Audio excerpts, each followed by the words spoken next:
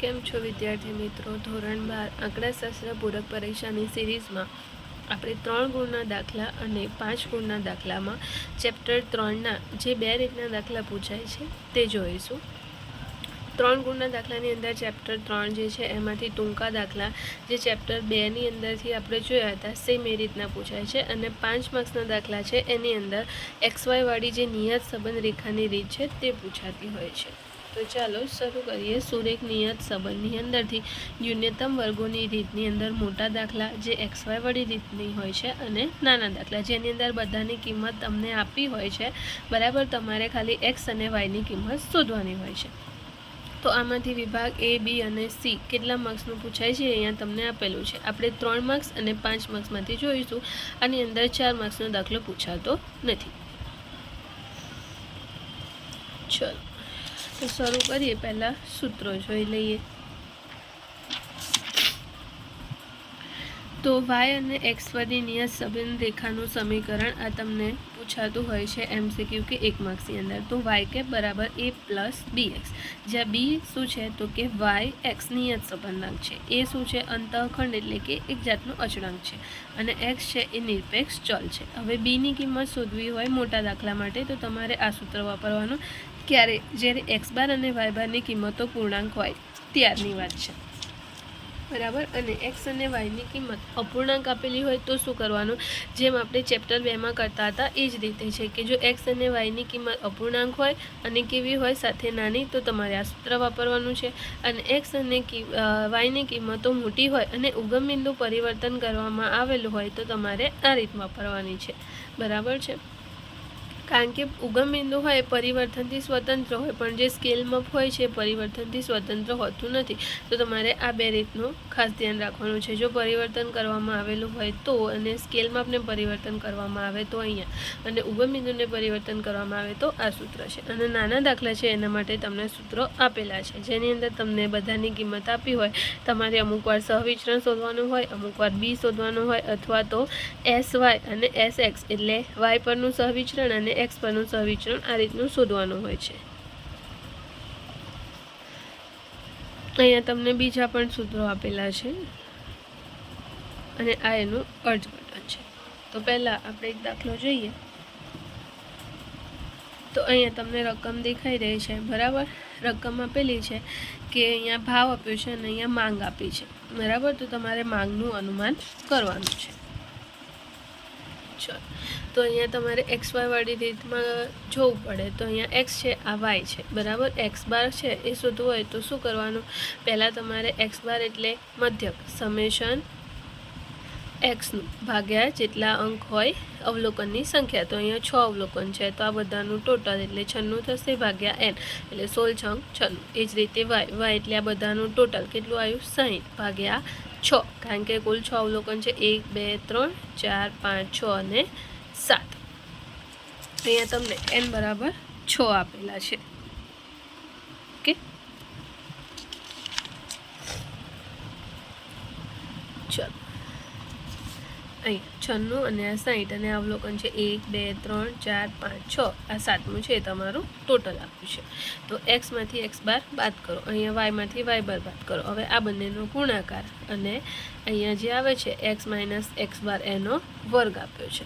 હવે તમારે b શોધવું હોય તો તમારું આ સૂત્ર છે, એના અંદરથી કિંમત મૂકીને ગણતરી કરો. હવે a શોધવાનો છે તો એનું સૂત્ર છે y બાર બરાબર a બરાબર y bar minus b into x બાર. હવે y બાર તમે કેટલો શોધીને લાયા છો તો કે 10 છે, જે તમારે અહીંયા મૂકવાનું અહીંયા આપેલું છે. આ બધાનું તમારે શું કરવાનું છે? ટોટલ કરવાનું છે. જુઓ, -4 -2 અને -1. તો માઇનસનું ટોટલ કરો તો બધું પ્લસ થઈ જાય. તો 4 ને 2 6 ને 1 7 એટલે -7 થશે. અહીંયા 5 ને 2 7 એટલે નીચે કેટલા આવશે? 0, બરાબર. એ જ રીતે આનું ટોટલ કરવાનું 0. આ બધી એન્ટ્રી તમારી 0 આવે તો આ બંને એન્ટ્રી 0 આવે તો તમારો જવાબ સાચો છે. અહીંયા y બાર તમે શોધીને લાવ્યો છો, કેટલા છે? 10 અને x બાર છે 16. તો અહીંયા મૂકી દેવાનું અને આ b તમારો મળી ગયો. હવે y કેપની અંદર a અને b ની કિંમત મૂકી દેવાની તો તમારો જવાબ તમને મળી જશે. આ તમને શોર્ટકટ આપેલી છે કેલ્ક્યુલેટરમાં, જે તમે MCQ ને એના માટે કરી શકો છો. ચલો, બીજો એક દાખલો જોઈ લઈએ. ચલો, અહીંયા તમને કારના વપરાશનું વર્ષ આપ્યું છે અને વાર્ષિક નિભાવ ખર્ચ આપેલો છે. તો કાર વપરાશની અંદર તમારે નિયત સંબંધ રેખા મેળવવાની છે અને 5 વર્ષ કારનો વપરાશ થયેલો હોય તો વાર્ષિક નિભાવ ખર્ચનું અનુમાન અને એની ત્રુટિ એટલે કે એની ખામી શું છે એ શોધવાની છે. તો આ તમારો એક્સ છે, આ તમારો વાય છે, બરાબર. હવે પહેલાં તમારે શું કરી લેવાનું, એક્સ બાર અને વાય બાર શોધી લેવાના. હવે અહીંયા તમે જુઓ એક્સ બાર અને વાય બાર કેવા છે, અપૂર્ણાંક છે, બરાબર. અને બીજું શું જોવાનું તો કે ચલની કિંમતો જોવાની. તો એક્સ અને વાયની ચલની કિંમત છે એ કેવી છે, નાની છે. તો આપણે આ સૂત્રનો ઉપયોગ કરીશું. એટલે તમારે શું શોધવું પડે, એક્સ વાય અને એક્સનો વર્ગ શોધવું પડે. તો જુઓ તમારે એક્સ ઇન્ટુ વાય અને એક્સનો વર્ગ આપ્યું છે. આ રીત ક્યારે કરવાની તો કે જ્યારે એક્સ બાર અને વાય બારની કિંમત અપૂર્ણાંક હોય અને રકમની અંદર જે તમને એક્સ અને વાય ચલ આપેલા હોય એની કિંમતો ઘણી નાની હોય ત્યારે કરવાની છે. જો કિંમતો મોટી હોય તો તમારે આ રીતે દાખલો ગણવો પડે, પણ અપૂર્ણાંક હોવું જોઈએ. બાકી તો તમારે સૂત્ર સેમ જ મૂકવાનું છે. ખાલી બી શોધવાની અંદર સૂત્ર બદલાઈ જાય છે. બાકી એ અને નિયત સંબંધની રેખા જે વાય કેપ છે એ તો સેમ જ રીતે શોધવાનું હોય છે. ત્રુટિ શોધવી હોય એને આપણે ઈ કહીશું એરર. તો વાયમાંથી વાય કેપ બાદ કરી દેવાનું છે, જે તમારે 0 આવશે. ચલો, હવે ફરીથી આમાં જોઈએ.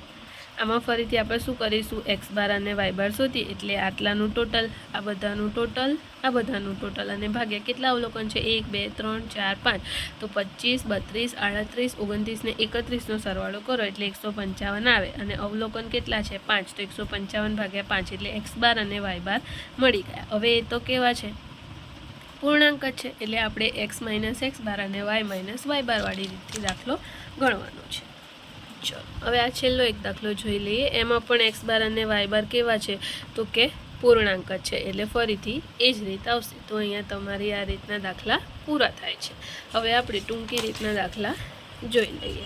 તો અહીંયા રીત આપેલી છે તો કે જ્યારે દાખલામાં x minus x bar Y minus Y બાર અને એક્સનું વિચરણ કે પ્રમાણિત વિચરણ આપેલું હોય તો તમારે આ સૂત્ર વાપરવાનું. સહવિચરણ અને એક્સ વાયનું પ્રમાણિત વિચલન કે વિચરણ આપ્યું હોય તો આ સૂત્ર વાપરવાનું. એ જ રીતે તમને આટલી કિંમત આપી હોય તો તમારે આ સૂત્ર વાપરવાનું. અને R S X S Y એટલે એક્સનું સહવિચરણ વાયનું સહવિચરણ આપ્યું હોય તો આ સૂત્ર વાપરવાનું છે. અહીંયા તમને લખીને આપેલું છે. ચલો, તો આ તો તમે જોઈ શકો છો મોટી રીતના દાખલા છે. નાની રીતના દાખલા આપણે જોઈએ જેની અંદર ખાલી તમને કિંમતો આપેલી હોય અને તમારે એના મદદથી સૂત્ર મૂકીને જવાબ લાવવાનો. જુઓ તમને શું આપ્યું છે, આર એસ એક્સ અને એસ વાય. તો હમણાં આપણે જોયું હતું આર ગુણ્યા એસ વાય ભાગ્યા એસ એક્સ. આ તમારું આટલું 3 માર્ક્સની અંદર પૂછાતું હોય છે. જો તમે અહીંયા પણ જોઈ શકો છો વાય કેપ આપેલું છે, બરાબર. અહીંયા એક અવલોકન છે 6 અને 17 એટલે આ તમારો શું થઈ જશે, એક્સ, અને આ તમારો થઈ જશે વાય. તો એક્સ બરાબર 6 હોય તો વાયની અનુમાન કિંમતની ત્રુટિ શોધવાની કીધી છે. એ જ રીતે આ બીજો દાખલો છે. એમાં પણ તમને એક્સ બાર વાય બાર બી અને વાય અને એક્સની નિયત રેખા કીધી છે. તો એનું સૂત્ર મૂકી અને વાય કેપની અંદર કિંમત મૂકી દેવાની. તો આ રીતના નાના દાખલા તમારે પૂછાતા હોય છે જે તમને ચોપડીમાં અને સ્વાધ્યાયમાં આપેલા હોય છે.